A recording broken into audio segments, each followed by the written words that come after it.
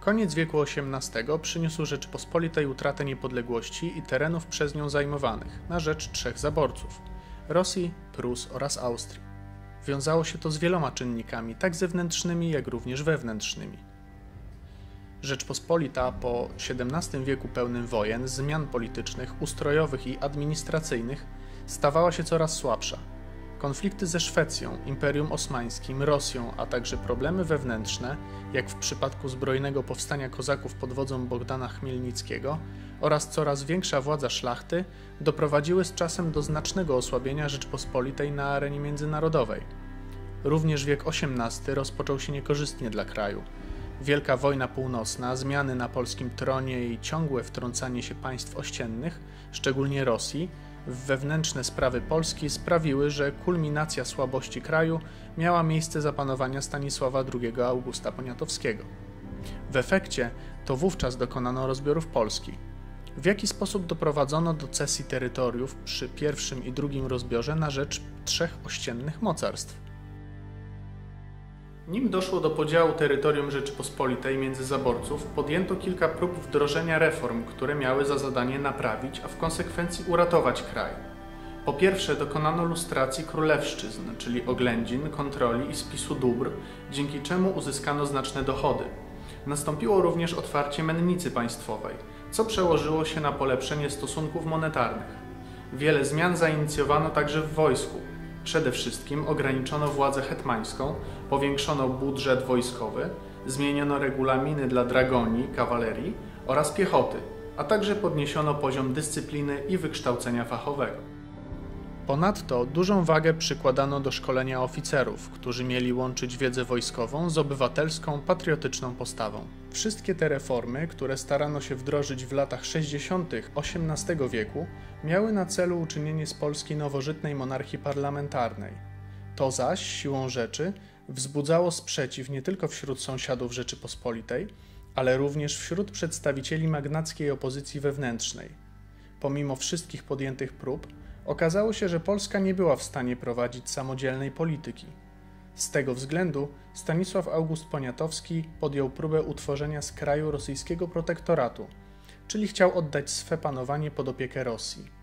Stając się rosyjskim protektoratem, Polska mogła mieć wolną rękę w sprawach polityki wewnętrznej, a także w sprawach administracyjnych i gospodarczych.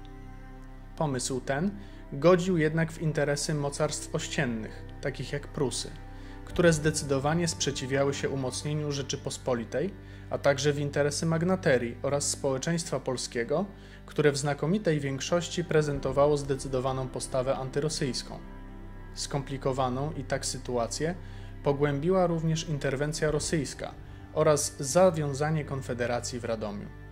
Zwołany pod koniec 1767 roku Sejm Konfederacki, zwany również Repninowskim, od nazwiska rosyjskiego posła Nikołaja Repnina, który obradował w otoczeniu wojsk rosyjskich, uchwalił prawa kardynalne.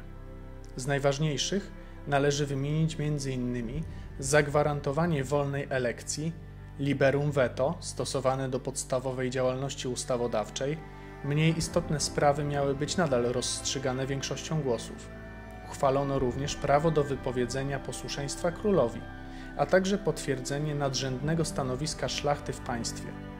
Ponadto katolicyzm uznano za religię panującą, natomiast prawa poddano pod gwarancję Katarzyny II. W ten sposób przeciwny królowi i jego ugrupowaniu, czyli tzw. familii, sformalizował oficjalne zwierzchnictwo Rosji nad sprawami Rzeczypospolitej oraz zbudował fundament pod nadchodzący pierwszy rozbiór Polski. Dokonano również zmian, jeśli chodzi o sprawę wsi i chłopów. Postanowiono pozbawić dziedziców możliwości karania śmiercią chłopa, również miasta królewskie poddano ściślejszej kontroli ze strony starostów. Bez wątpienia ważną częścią historii związanej z upadkiem państwowości polskiej w drugiej połowie XVIII wieku była Konfederacja Barska oraz ruchy chłopskie. Konfederacja została zawiązana w Barze w lutym 1768 roku, gdy odsunięta od wpływów część działaczy Konfederacji Radomskiej zorganizowała nową konfederację, do której z przeróżnych pobudek przyłączyły się liczne grupy szlachty wraz z częścią wojska. W swoim programie konfederaci dążyli do obalenia wszystkich reform ostatnich lat, detronizacji Stanisława Augusta, a także powrotu do dawnych stosunków polityczno-ustrojowych. Wszystko to zbiegło się w czasie z niezwykle silnymi niepokojami w Europie.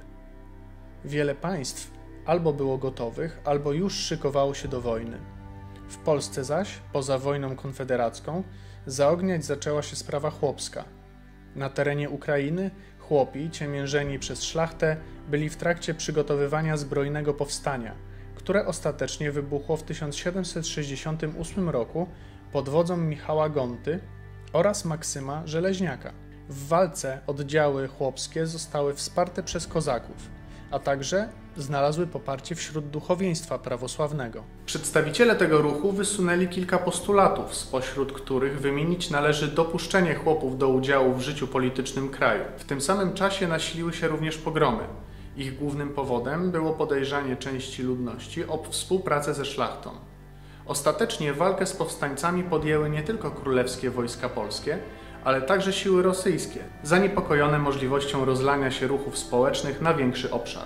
Wojna domowa pomiędzy siłami konfederackimi a królewskimi i rosyjskimi była dość jednostronna. Wojska konfederatów nie miały ani zaplecza, ani możliwości, by stawić skuteczny opór oponentom. Sytuacja zmieniła się jednak, gdy uaktywniła się Francja. Wysłała ona pieniądze oraz doświadczonych dowódców do pomocy konfederatom. Dzięki francuskim pieniądzom mogli oni ufortyfikować m.in. Landskorone, Częstochowę i kilka innych, mniejszych małopolskich miejscowości. Wszystko jednak skończyło się wraz ze sprowadzeniem silniejszych oddziałów rosyjskich pod wodzą generała Aleksandra Suworowa. Zadał on kilka druzgocących ciosów konfederatom, w związku z czym już w 1771 roku wojna domowa zaczęła wygasać. Dodatkowym czynnikiem było skierowanie oczu opinii międzynarodowej na próbę porwania Stanisława Augusta. Czyn ten w oczach europejskich dworów i obywateli był niedopuszczalny. W takim klimacie politycznym Rzeczpospolita znajdowała się przez kolejny rok, aż do 1772 roku, kiedy to dokonano pierwszego rozbioru. Co można powiedzieć o kulisach tego wydarzenia? Po pierwsze, mocarstwa europejskie doszły do wniosku, że w kontekście narastających konfliktów i grożącej kontynentowi ogólnoeuropejskiej wojny należy zaspokoić apetyty Rosji i Prus kosztem innego państwa. Początkowo Francja wysunęła wniosek, aby dokonać kilku roszad terytorialnych kosztem Rzeczypospolitej, m.in. oddać Turcji południowe rubieże Polski. Jednakże ostatecznie rozgrywka na wysokim szczeblu dotyczyła głównie tego, w jaki sposób przy współudziale państw trzecich uspokoić sytuację w Europie. Stąd też toczono dalsze rozmowy na linii Berlin-Petersburg, co ostatecznie doprowadziło do konsensusu w postaci umowy między trzema mocarstwami. Rosja, Prusy i Austria przeprowadziły akcję propagandową i dezinformacyjną na szeroką skalę. Starano się udowodnić Europejczykom, że Rzeczpospolita albo nie ma historycznego prawa do części ziem, albo też złe zarządzanie i kryzys administracyjno-państwowy mogły zagrozić sąsiadom Polski. Jeden z pruskich ministrów, Edward Friedrich von Herzberg, przeprowadził nawet wykład, w którym przekonywał, że prawa do Wielkopolski zostały nabyte przez nową marchię brandenburską, co miało wykazać, że faktycznie to Prusy miały do tego regionu prawa. Wykład ten zawarty został nawet we francuskiej encyklopedii, zaś Fryderyk II otrzymał od Voltaire'a gratulacje za akcję rozbiorową. Głównym i jednocześnie niezwykle wygodnym pretekstem do dokonania rozbioru była przeprowadzona w 1771 roku próba porwania króla Stanisława Augusta Poniatowskiego przez spiskowców związanych z konfederatami barskimi. Dało to możliwość machinie propagandowej trzech mocarstw do przedstawienia Rzeczypospolitej jako państwa niezdolnego do utrzymania porządku i jedności wewnętrznej, a także, że jej stan anarchii jest zagrożeniem dla państw ościennych. Sam akt rozbiorowy przeprowadzony został prawie bez użycia siły. 18 września 1772 roku Rosja, Prusy i Austria zawiadomiły Rzeczpospolitą o fakcie rozbioru i zażądały zwołania Sejmu dla przeprowadzenia sesji. Czynnikiem niejako zmuszającym do uległości były różnego rodzaju groźby oraz dokuczliwa okupacja kraju przez wojska trzech mocarstw. Ostatecznie rok później, we wrześniu, Sejm Rozbiorowy zwołany w Warszawie przez zaborców ratyfikował traktaty rozbiorowe. W jego trakcie protestowało 3 posłów: Samuel Korsak, Stanisław Bohuszewicz, a także znany z obrazu Jana Matejki Tadeusz Rejtan. Skutki rozbioru były dość oczywiste.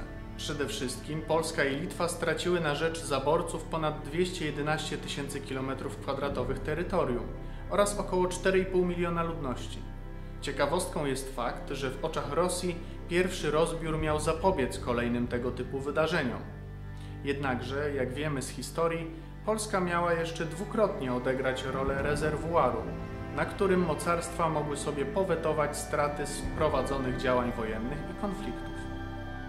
Jedynie król Stanisław August Poniatowski zyskał coś w wyniku rozbiorów.